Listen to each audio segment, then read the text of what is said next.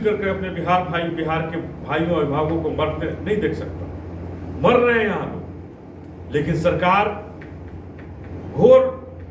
सरकार की तरफ से घोर निराशा।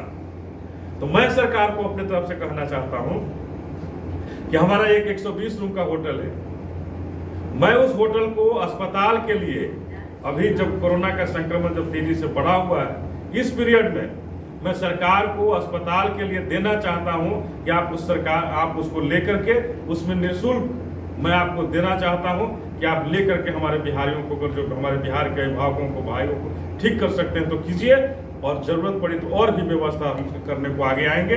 लेकिन आप हमारे जैसे तमाम बिहार के बहुत सारे लोग हैं जो करना चाहते हैं अपने भाइयों के लिए, अपने बिहार के साथियों के लिए।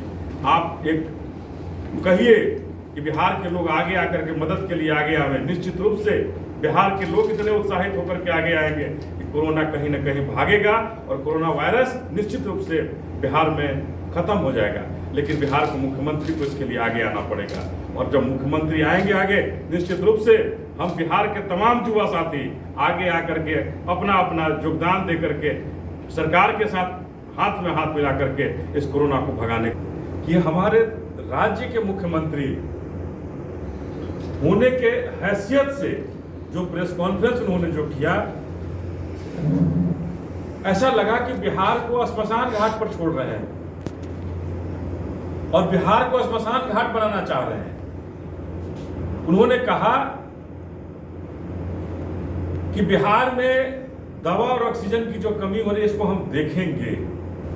नीतीश बाबू जगिए, बिहार कभी मजबूर नहीं रहा है, और आप भले ही बिहार के मजबूर मुख्यमंत्री हो गए हैं, लेकिन बिहार मजबूर नहीं रहा है और बिहार के लोग कभी मजबूर नहीं रहे हैं। तो मैं कहना चाहता हूं, अपनी जनतांत्रिक विकास पार्टी की तरफ से कहना चाहता हूं, एक बिहारी होने के नाते कहना चाहता हूं कि कुछ आपने जो सवाल, आपसे कुछ सवाल है मेरा, कि जो पिछले वर्ष इसी महीना के आसपास में जो कोरोना का जो बढ़ा था ग्राफ, लहर जो बढ़ा था, जो पहली लहर कहा गया था, जिसमें सारे लॉकडाउन हुए थे, उस समय बिहार में बड़ी धूमधाम से क्वारंटाइन सेंटर बना था। उन क्वारंटाइन सेंटरों का क्या हुआ? जहां करोड़ों अरबों रुपए का बेड लगे थे, चादर लगे, बेड लगे, उन अस्पतालों का क्या हुआ जो पहले फेज में बने थे? कहां गए वो सब?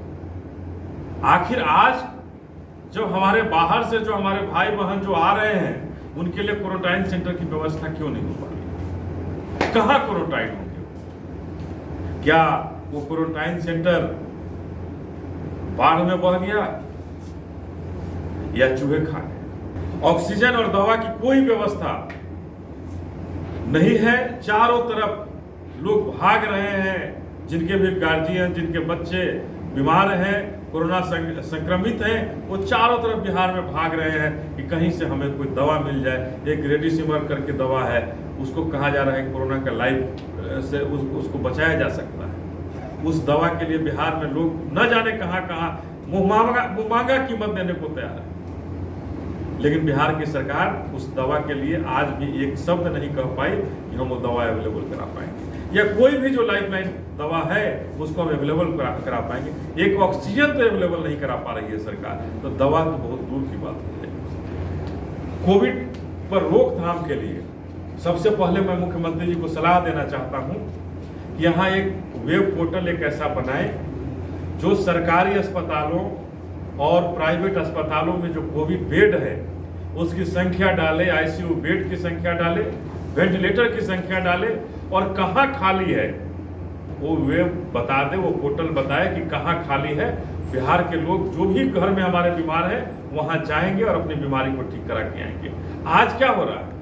आज अगर हमारे घर में कोई बीमार हो रहा है तो दर दर हर हॉस्पिटल में जा रहा है, कोई उस हॉस्पिटल में जा रहा है, कोई वहीं कहीं जा रहा है कि हमें एडमिट कर लो भैया। जहाँ जा रहे हैं वहाँ बेड नहीं, वहाँ से भगाए जा रहे हैं, दूसरे हॉस्पिटल जा रहे हैं और तब तक दम तोड़ रहे हैं। तो मैं कहना चाहता हूँ कि एक ऐसा पोर्टल बनाए, अलग अलग राज्य सरकारों ने बनाई है ऐसा पोर्टल।